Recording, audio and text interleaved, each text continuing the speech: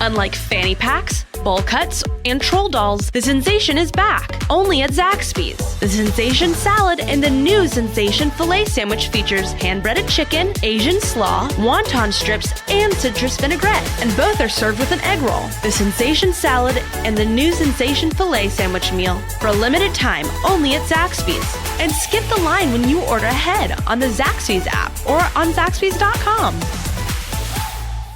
From Tally to Cali, It's time to wake up. Wake up! Wake up! WarChant.com is your ultimate Seminole sports source. And this is Wake Up War Chant, presented by Zaxby's Now here's WarChant.com's Aslan Hajavandi. and Corey Clark.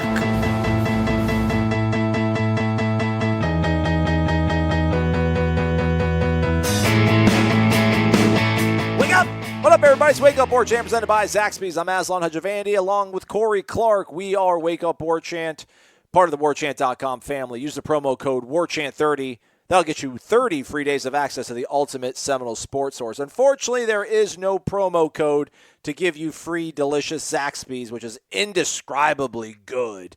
However, if you partake in our Friday over-under and you're one of the 5 best participants, contestants, you can either get 5 free chicken fingers or a free salad. I would go with the chicken fingers and the Zax sauce. You guys know that. Corey most likely would go with the salad, but he can tell you that himself. Corey.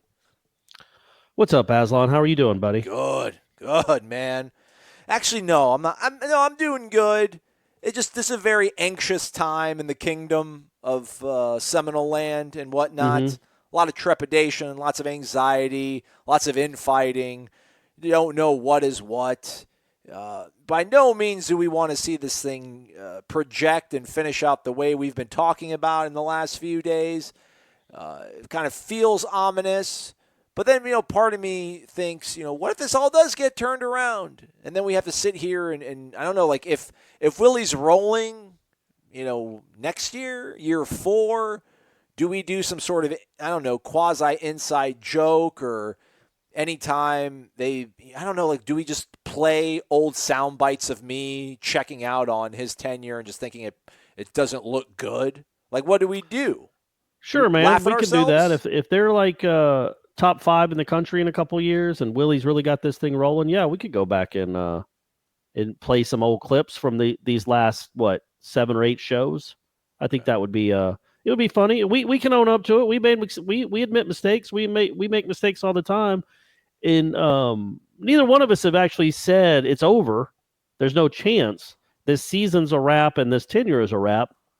We're just, part of our job is to talk and project and foresee and talk about the future. And you look at what we've seen these 2 weeks, coupled with how last season ended.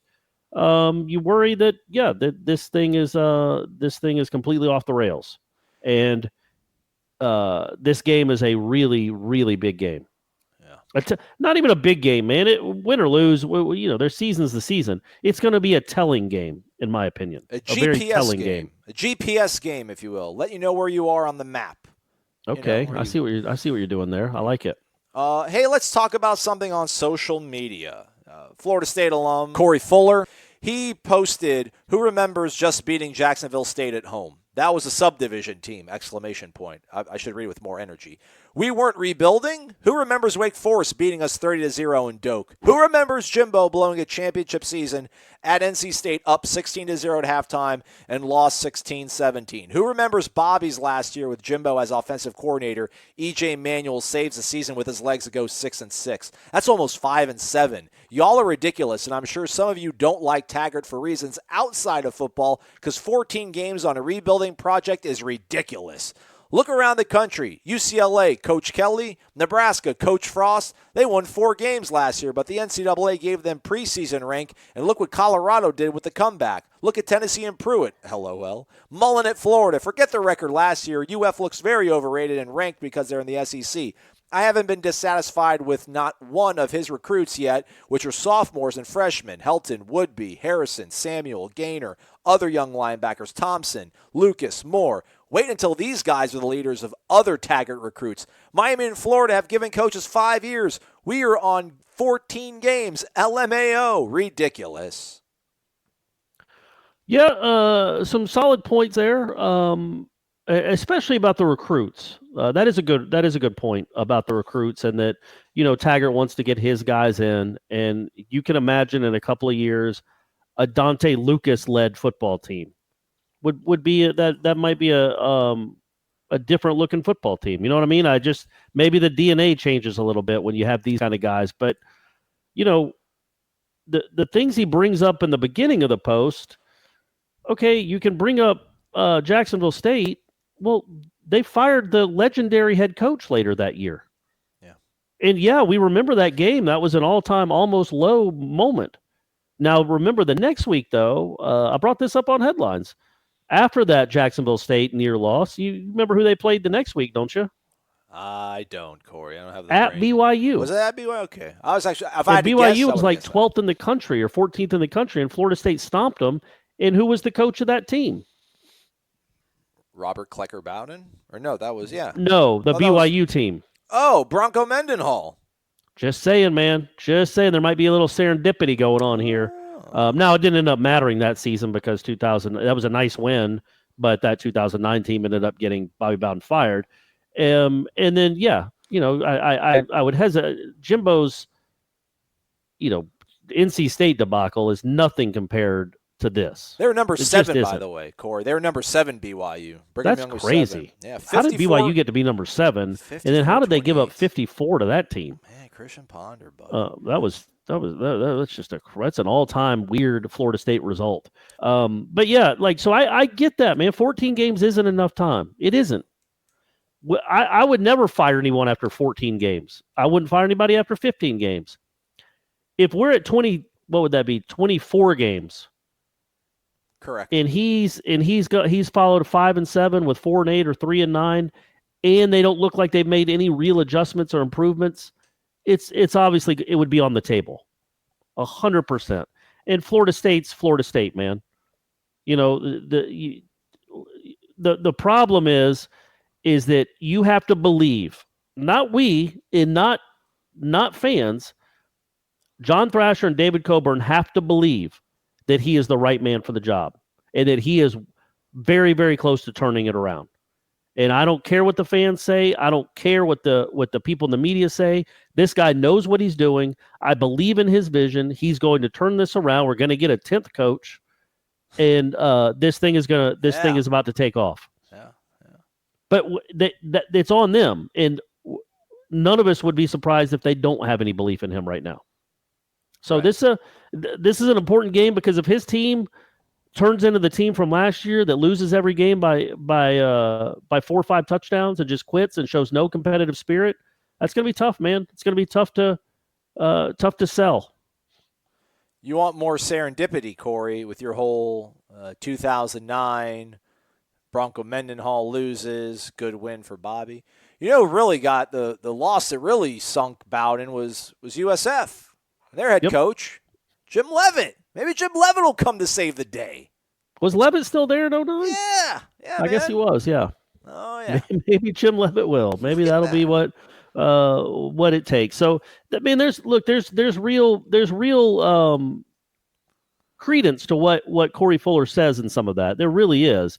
And it's a very small sample size. It's just, I think the fear is that year 3 will be no different than year 2, because year 2, we'll have this conversation in November, might not have been any different than year 1, might have been as bad or worse. And if that's the case, if you're going down, if you haven't started an uptick, that's going to be tough, man, because in Jimbo won 10 games his first year, and it's part of that's not fair because he was on the staff. He knew what the problems were. He was able to attack.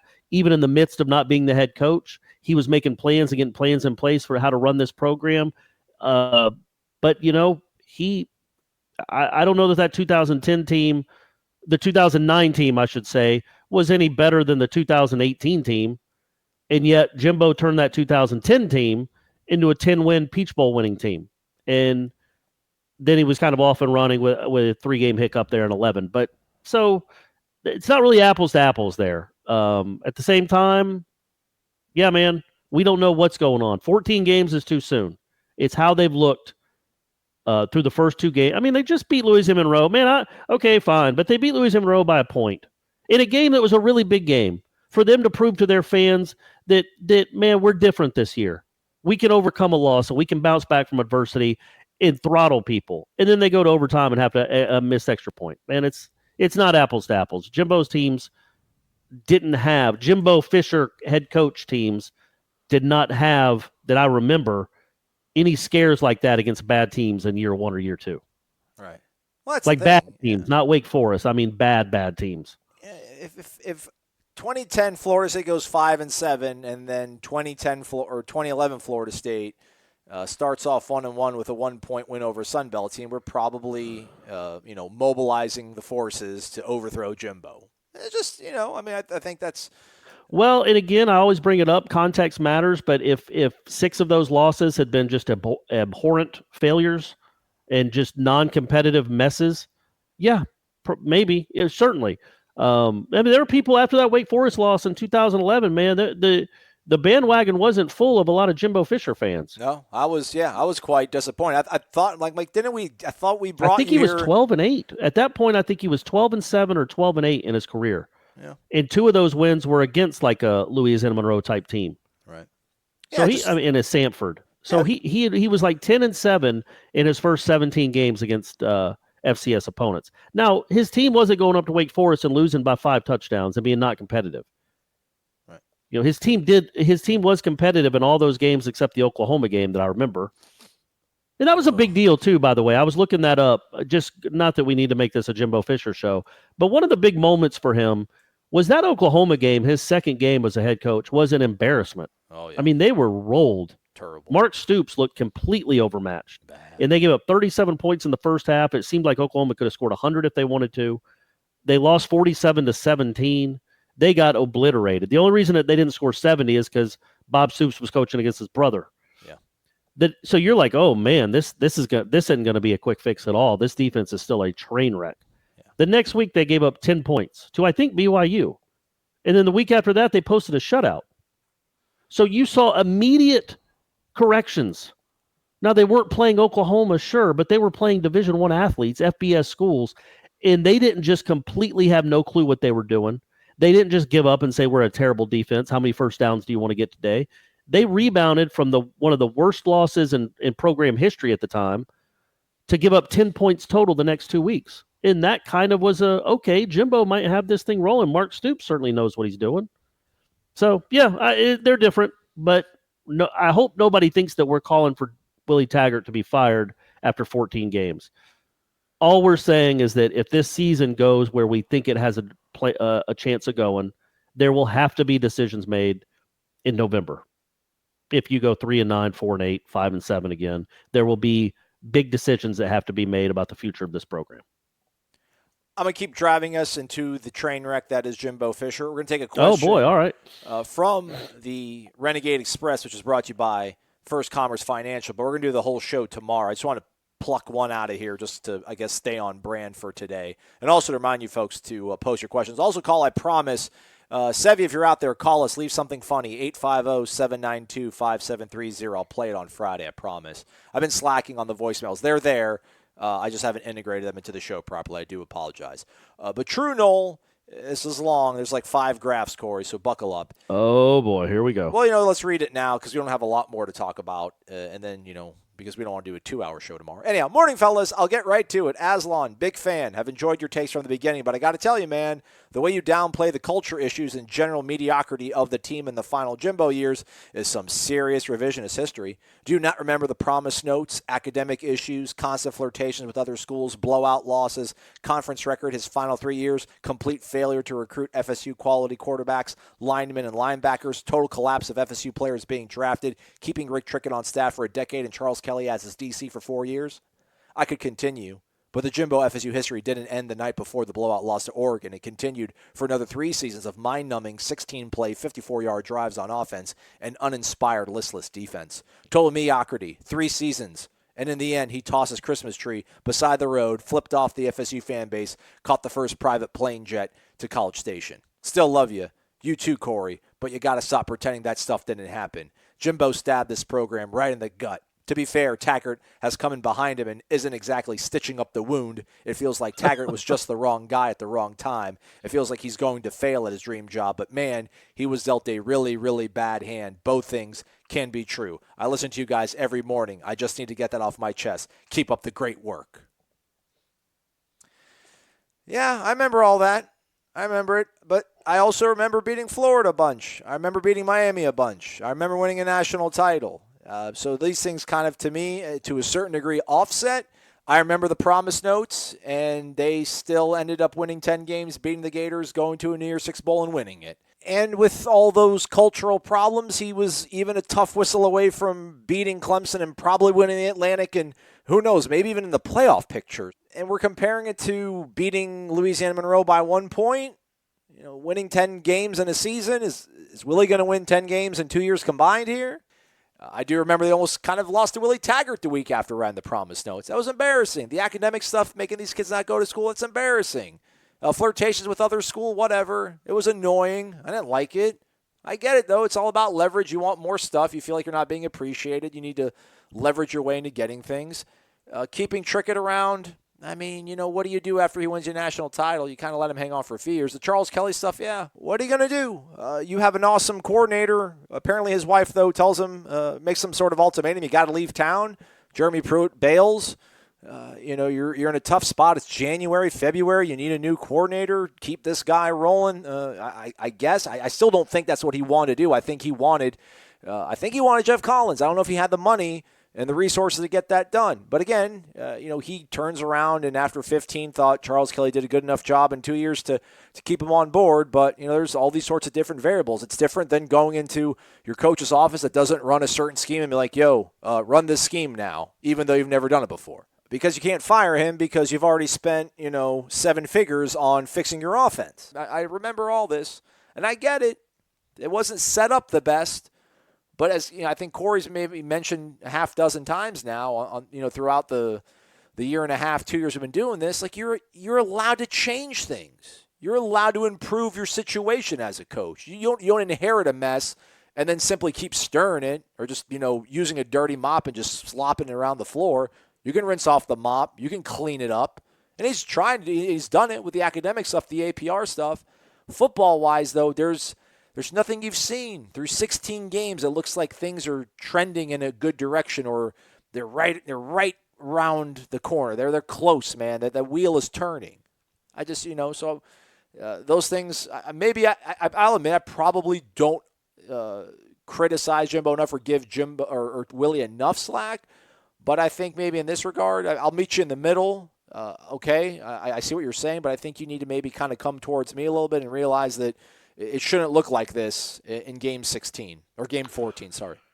Yeah, you know, both can be true, obviously. And we talked about it on Headlines, too. There's a plug for Seminole Headlines. If you don't listen to that, I don't know what you're doing. Yeah, you get see, by the way, people want me to get – somebody asked if I would do an hour number 2 if Virginia went 3 straight drives without scoring.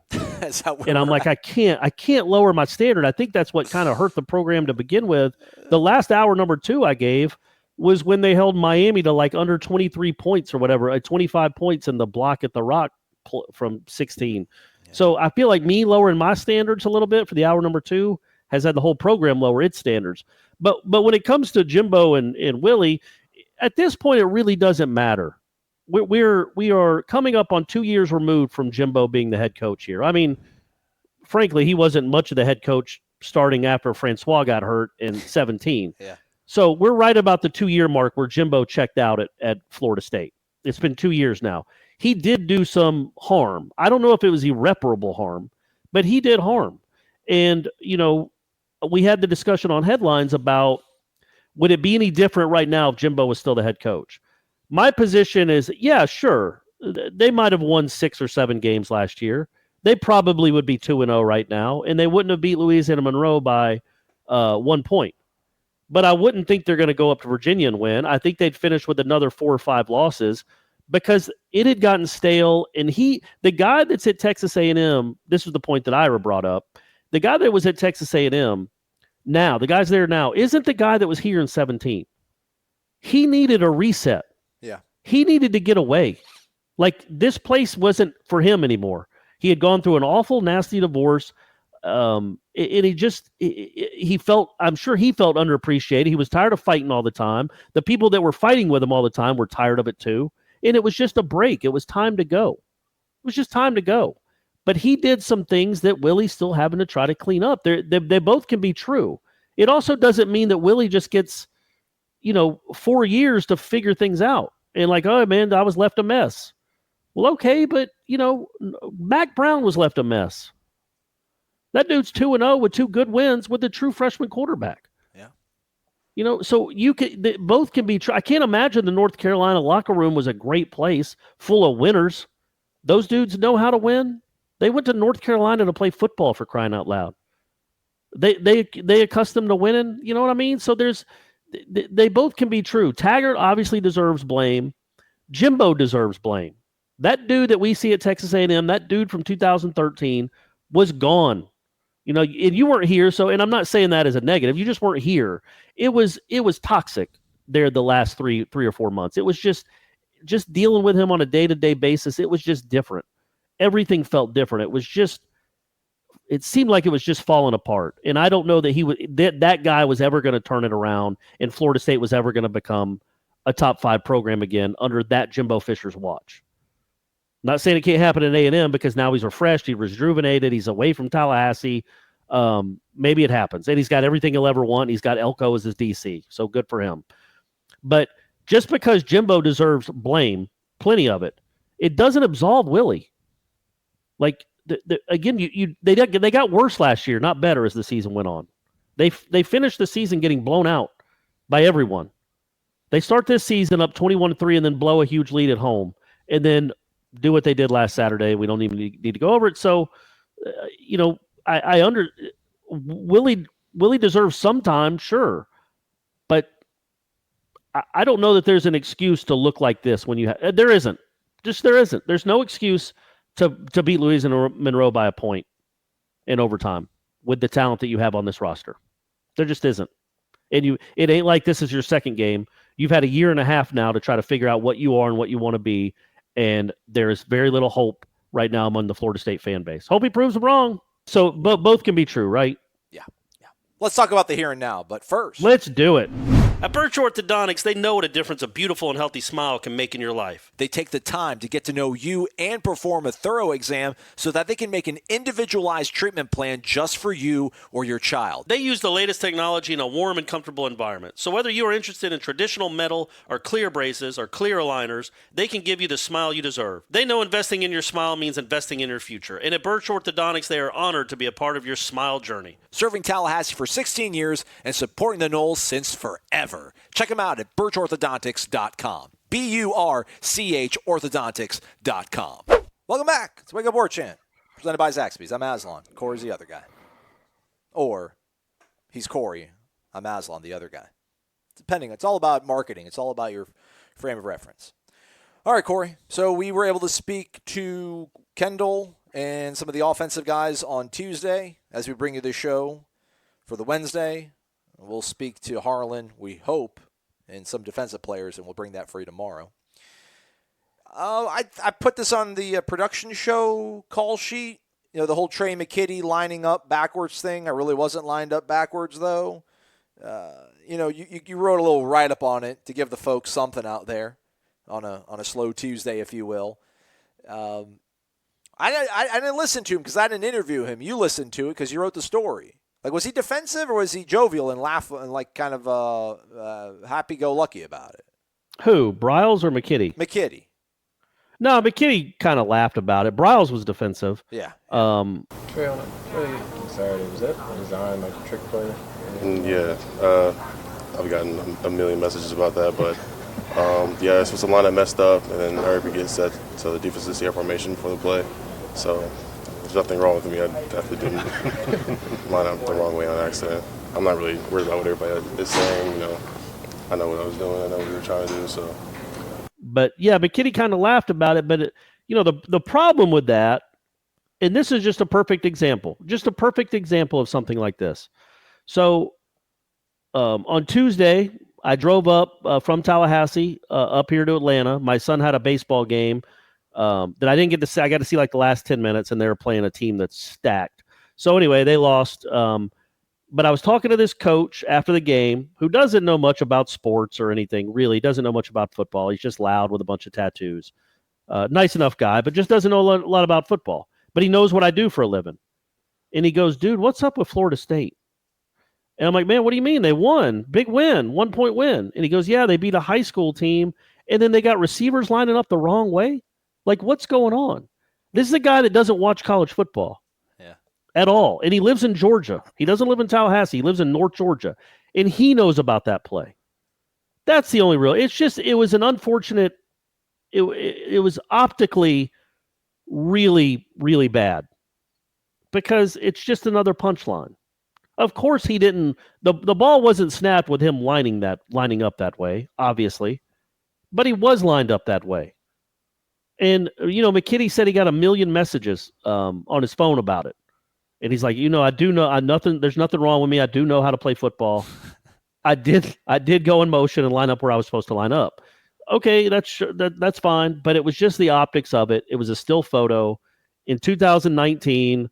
Did it matter? I don't know. Just in 2019, you have to know that an image like that, when you're Florida State in this current abyss, is going to be used against you. And it made McKitty, sadly, a bit of a punchline. More Florida State, but it made them look like they have a guy. McKitty might be the smartest dude on the team. That kid is sharp. He's smarter than either one of us. So I felt bad for him getting 1 million text messages and seeing all over Twitter, him lined up in the wrong direction as if he doesn't know where he's supposed to be going and he doesn't know football. It's a bummer, I don't know, but it worked. They got 11 yards. It's not a big deal. It's not a big deal. It's just another topping on the sundae. Yeah, Kendall is no Walt Bell. Kendall doesn't really like entertaining the media. There was a play on Saturday with Trey McKitty was lined up and looking, I guess, the opposite direction. I guess what's the mindset with that, and did it work the way I guess you guys wanted it to? Yeah, no, we didn't snap the football from turn sideways. I don't know if that's something that y'all saw. Okay. It's a way to tempo without tempo, and it was a stoppage situation where you cannot tempo, so we came off the sideline. It's a thing that we do offensively. The guys can line up wherever they want. I don't care. Just get to your spot where you need to get to it, and we tempo. I think we gained 11. I get it, though. I think he probably holds animus towards, the whole of our occupational endeavor. His family's had some dealings with the media in the last half decade, so. Yeah, so I get it. But, yeah, he was the one that was like basically, I can't remember the exact quote, even though I wrote it. It was something like, did you guys notice that, he lined up facing the right way and that we got 11 yards? Yeah. And it's well, yeah, man. Well, yeah, we did. Sure. And I mean, he did it with a smile, but you could tell it was a begrudging smile. Like he was pretty upset about being asked about it. He was upset about what it became on social media. But one of these, I was going to say, I don't mean to patronize. Kendall Browse is coaching a lot of football games. He's going to coach in a lot more at bigger, maybe in bigger environments than he has so far here at Florida State. But with Willie talking about the hydration and then these guys will start to realize, oh, wait, Florida State is different. You know what I mean? Florida State's a little different. I can't say whatever I'm going to say, and I can't just line up my guy as if he's facing the wrong way like he's Jim Marshall. Is that? I think that's the Vikings guy that picked up the fumble. Great, strong reference, Corey. Come on, man. That's how I roll. Yeah. The purple people eater. Yeah. So, that's just part of the deal when you're at Florida State, man. People want to kick you when you're down. They want you to be a punchline. And that seemed like a little bit more ammo. Again, it worked. It's fine. He said, oh, by the way, I guess I should get to the reasoning. He said the reasoning is they were coming out of a timeout or some sort of stoppage in play. And they wanted to go tempo, but you can't when you're coming out of a timeout.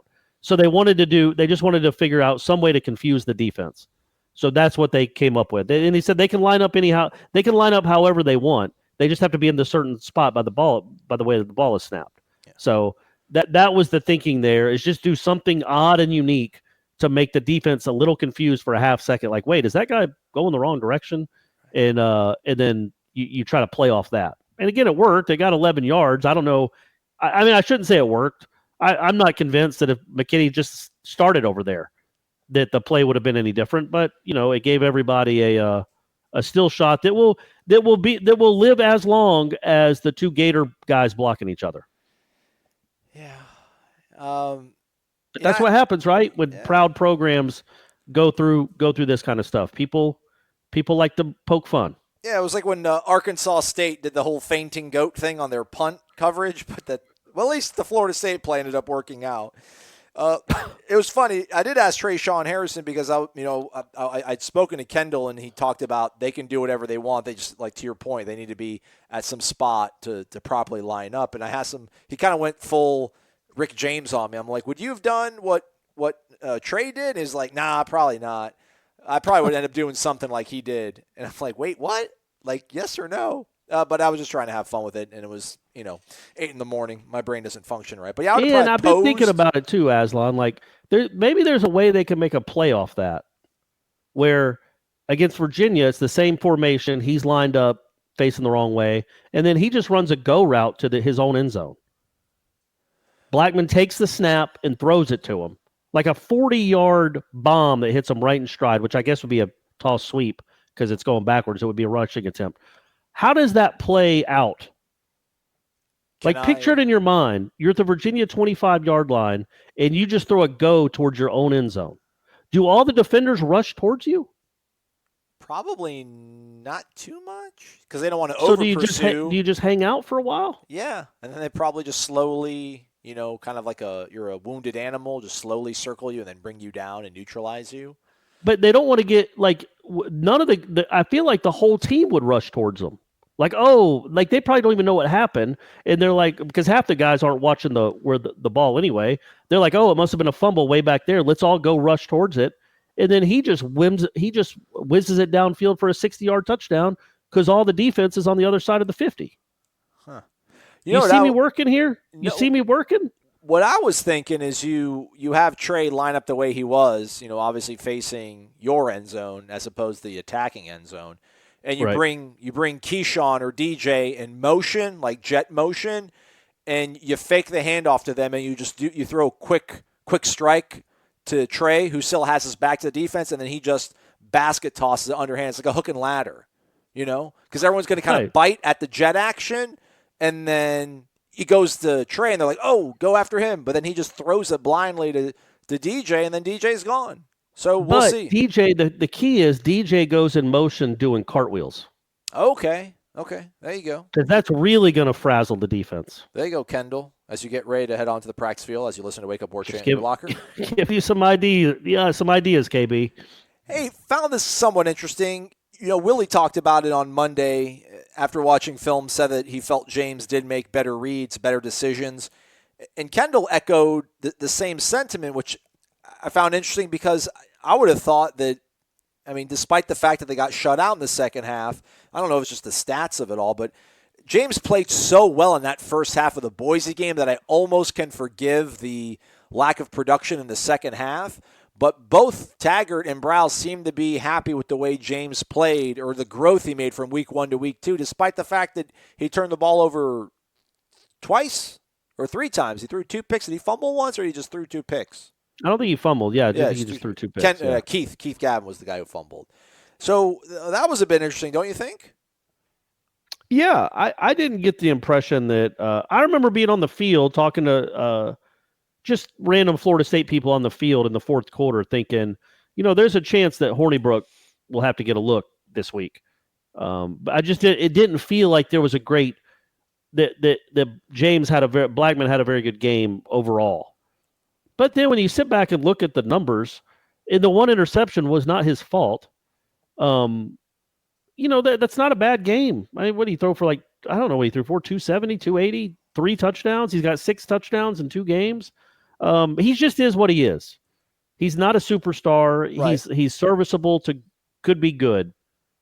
And I guess they liked what they saw out of him. There were a few plays that were a little bizarre to me, but that could have been picked. He was throwing some balls that, maybe against better DBs, those are intercepted.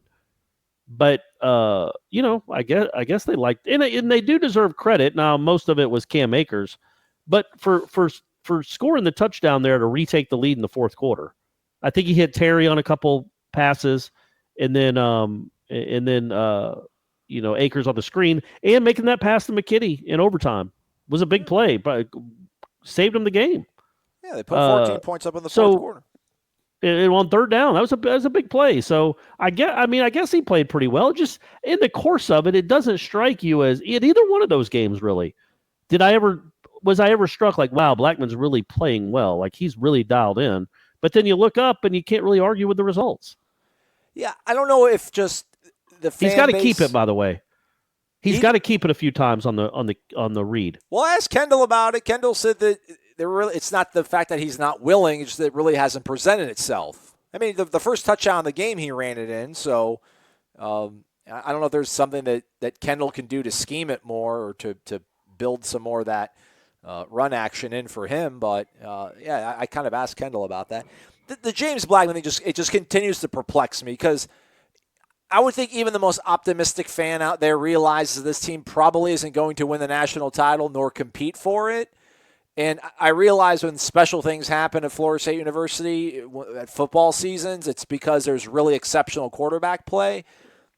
But just because you're not Chris Winkie or Charlie Ward doesn't mean you're the problem or we need to start, overturning every stone we have on this roster to get it right.